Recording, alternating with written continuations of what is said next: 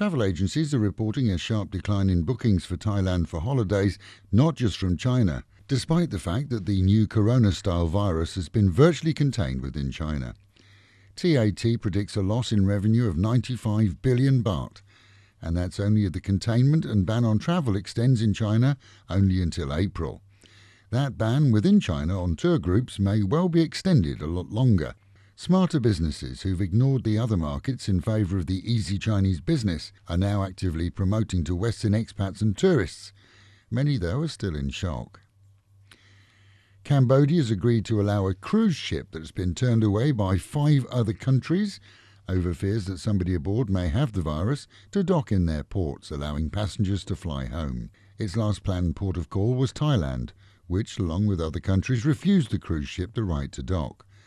This week saw it sail away from our waters under the guidance of a Navy escort.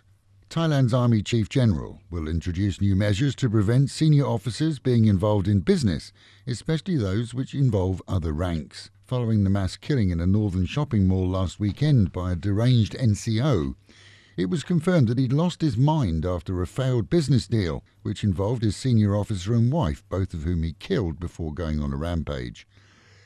Discounted property deals will be blocked for other ranks, and senior officers will not be allowed to engage in other employment. In another move designed to assist serving members, Grace and Favour homes, usually allocated to military families, have been found to be often housing retirees. They will be requested to leave, freeing up those homes for serving military too.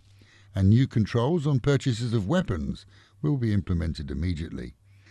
Face masks are to be added to the list of products that will require a licence for export from Thailand as of now. That means that manufacturers must prove that they're satisfying the local market, protecting local nationals and keeping prices low here before excess can be exported.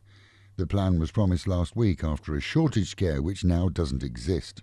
Meanwhile, at home and in Pattaya, the body of a non-Thai was discovered off Koh Lan in waters there. Half a kilometre from the beach, an unknown man was discovered fully dressed and with a rock tied to his body to weigh him down. Personal effects were also found, and a forensics team now has to conclude whether or not he committed suicide or died at the hands of others.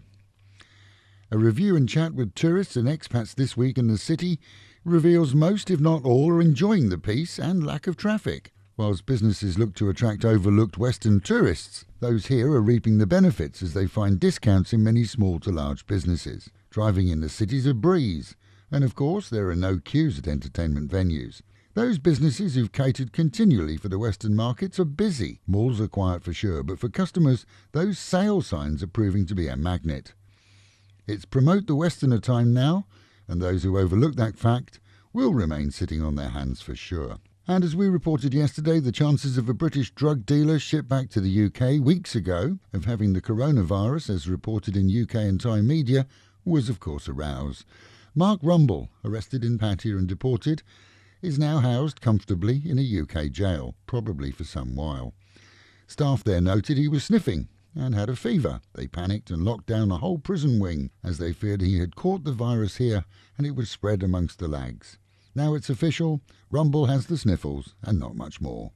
And with the Met Office promising highs today of 31, a sunny day but hazy dropping down to 26. That is the local and national news from Fab FM.